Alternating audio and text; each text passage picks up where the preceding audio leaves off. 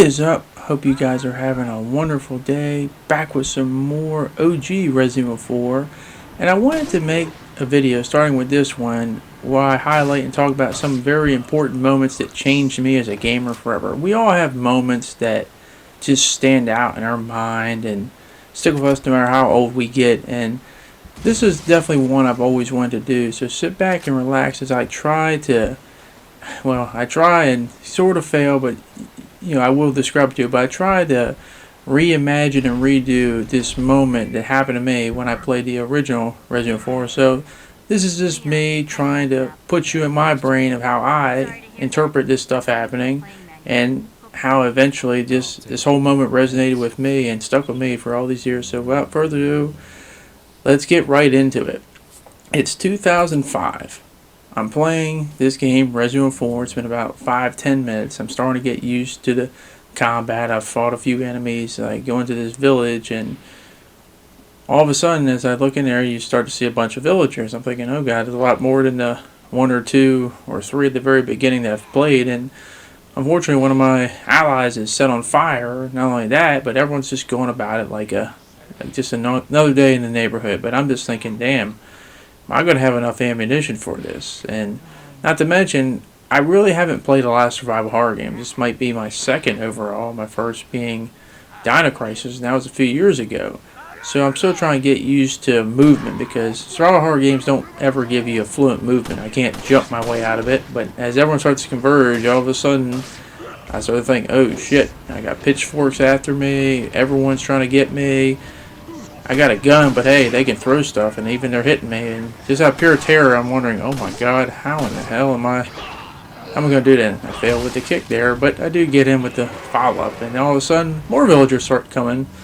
And I start to, I guess, panic. Oh my god, how am I going to get out of this? And all of a sudden, I see a door, which triggers a cutscene. And I think, hey, usually a cutscene usually saves you, right? Well, it was a momentary save, because as the villagers who were speaking a language I can't even understand and just surrounded the house, all of a sudden I see it, the chainsaw.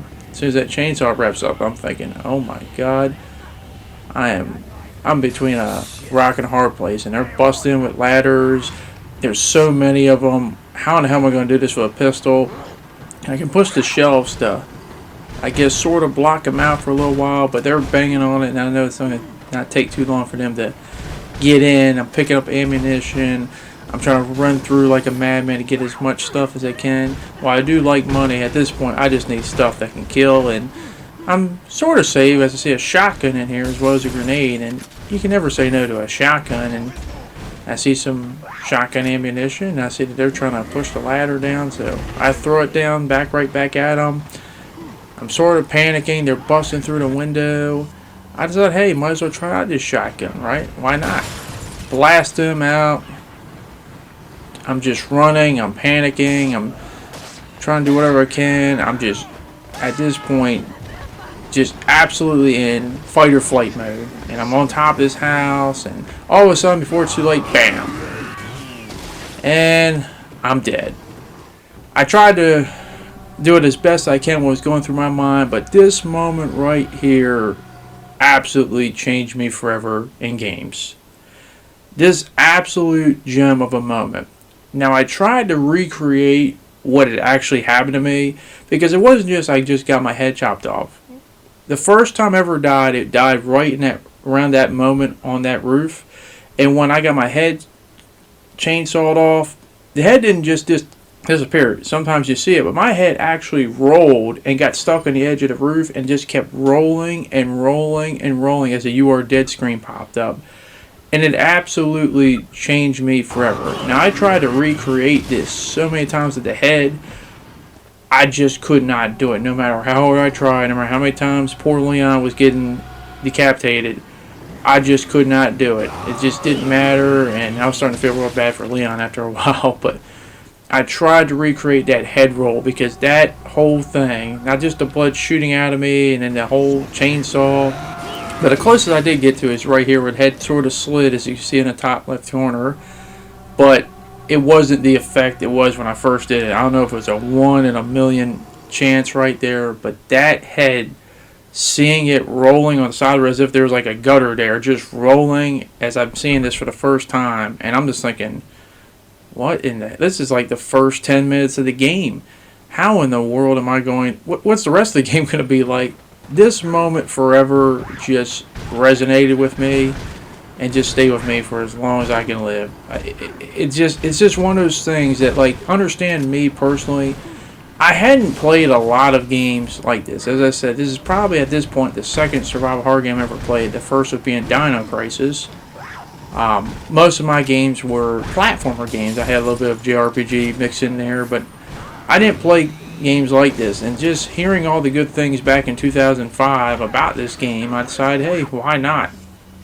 And just playing this and experiencing it, and then having the Chainsaw Maniac do that to me on that roof with that head, it kind of mystified me and just piqued my curiosity, thinking, wow, like, this is like a completely different thing than what I'm used to, but I'm really intrigued, and I'm wondering to this day if I didn't die like that, especially with that head roll, which, as I said, I tried to emulate, it just wouldn't work out, and I was starting to feel real bad for Leon, because I don't think he's ever died so many times in my life, but just trying to recreate that scene, but just made me wonder if I didn't die like that, I wonder where I would be personally in gaming. Would I continue to be playing Resident Evil games, let alone survival horror games? And what I view Resident Evil 4, if you didn't know, is my all-time favorite game like that, just going through that stuff. But it wasn't just the death scene, it was just the build-up towards it, having all the villagers converge on you, just having seemingly nowhere to run, seemingly not enough ammunition, and they're coming in from all sides, they're banging through the windows, they're putting up ladders, they're speaking in a language I still to this day don't understand what they're saying.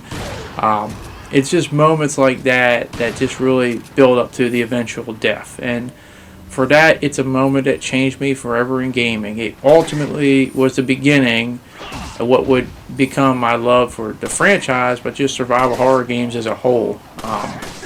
And for that, I know it may sound weird to say, but Chainsaw Man, Dr. Salvador, or as I like to call him, Bag Lunch, I thank you. I thank you for chainsawing my head off, as weird as that may sound. If you're curious why I call him Bag Lunch, I used to have the Resident Evil 4 strategy guide, and there was one of those pinup folders inside of it, and my dad, who knows nothing about games, he does not care anything about games, he saw it and saw the Chainsaw Man in the background of the poster and called him Bag Lunch. So if you ever wonder why I call Dr. Salvador or the Chainsaw Man Bag Lunch, well, that's where it comes from. So I always kind of laugh at that. So Bag Lunch, I thank you for that. And I know Leon doesn't thank me because, as I said, I probably got him killed God knows how many times to recreate this scene. But you know, I want to do more videos like this in the future, just moments that always resonated and stuck out with me, because I always like hearing them from other people when I watch other videos online, because everyone perceives stuff differently from everyone else. No one's the same,